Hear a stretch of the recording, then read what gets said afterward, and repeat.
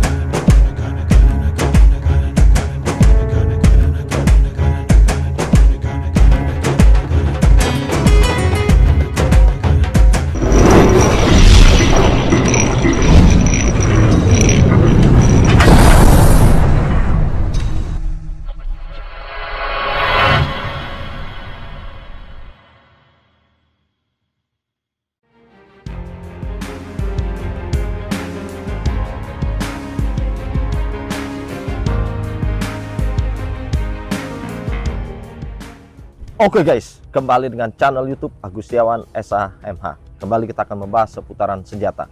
Senjata-senjata yang ada di masyarakat, warga sipil, termasuk TNI Polri. Tentunya, senjata itu ada yang memiliki izin, ada yang tidak memiliki izin, ada yang sama sekali tidak memerlukan izin untuk memiliki dan menggunakannya. Kali ini kita akan membahas seputaran alat pertahanan diri, senjata yang dapat digunakan oleh warga sipil untuk perlindungan diri. Pembahasan kali ini merupakan pembahasan kesekian kalinya tentang alat kejut listrik. Alat kejut listrik pada peraturan terbarunya ada di Perpol nomor 1 tahun 2022 tentang perizinan, pengawasan, pengendalian senjata standar Polri, senjata non-organik TNI Polri, termasuk peralatan keamanan yang digolongkan senjata api. Sedangkan alat kejut listrik ini merupakan bagian dari alat perlengkapan untuk perlindungan diri yang dapat digunakan oleh warga sipil. Sebagaimana kita ketahui, alat kejut listrik yang digunakan tentu mempunyai muatan listrik yang sangat besar dan mempunyai voltase yang sangat besar. Namun dengan daya yang besar tersebut tidak akan menimbulkan kematian, tetapi hanya melumpuhkan, sehingga alat kejut listrik ini merupakan alat atau senjata yang sangat maksimal yang dapat digunakan oleh warga sipil untuk melakukan pertahanan diri atau perlindungan diri. Ada berbagai macam jenis alat kejut listrik, yaitu stun gun dan taser gun. Yang pertama stun gun. Stun gun merupakan alat pertahanan diri jarak dekat yang dapat mengalirkan aliran listrik untuk menghentikan penyerangan.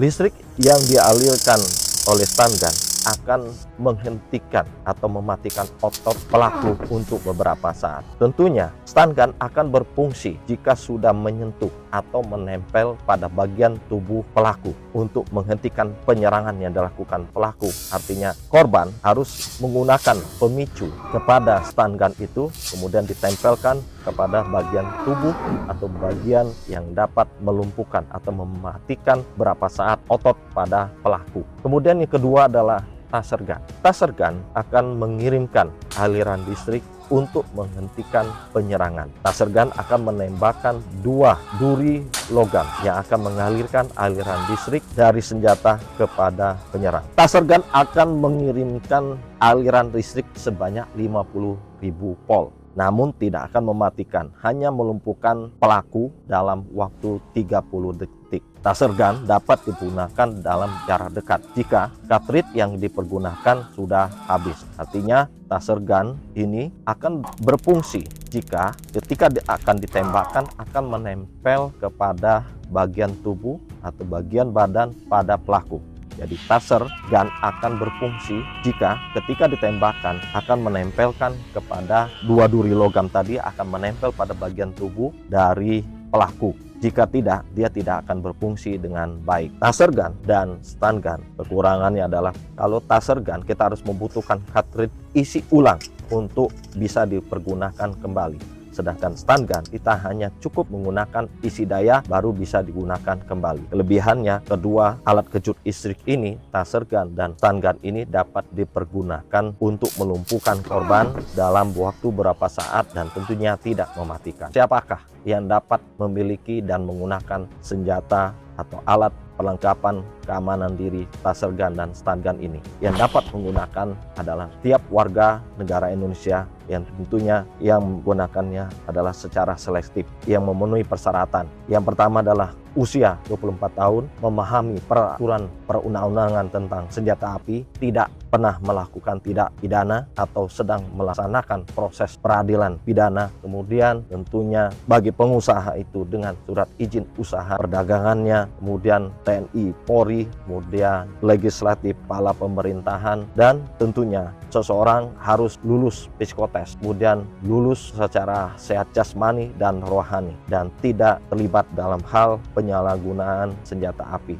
digunakan tidak pidana. Dan bagaimana untuk memperoleh dari senjata alat kejut listrik berupa stun gun dan taser gun ini? Yaitu dari pembelian dalam negeri, yaitu dari badan usaha atau distributor yang sudah mendapatkan rekomendasi dari kepolisian. Artinya penjualannya dia sudah dari distributor, dari badan usaha yang resmi, yang sudah mendapatkan rekomendasi dari kepolisian. Kemudian dari pembelian dari luar negeri, artinya dari importir. Importir yang artinya sudah dari badan usaha resmi yang sudah mendapat rekomendasi izin dari kepolisian untuk dapat memperjualbelikan stun gun ini ataupun taser gun ini. Kemudian dari hibah, artinya dari alat kejut listrik berupa taser gun atau stun gun ini dari ahli warisnya. Nah, ini yang dapat memperoleh dari bagaimana untuk dapat mendapatkannya, baik dari importir maupun dari distributor maupun proses hibah. Oke guys, itu saja. Semoga tayangan ini bermanfaat. Jangan lupa like video ini,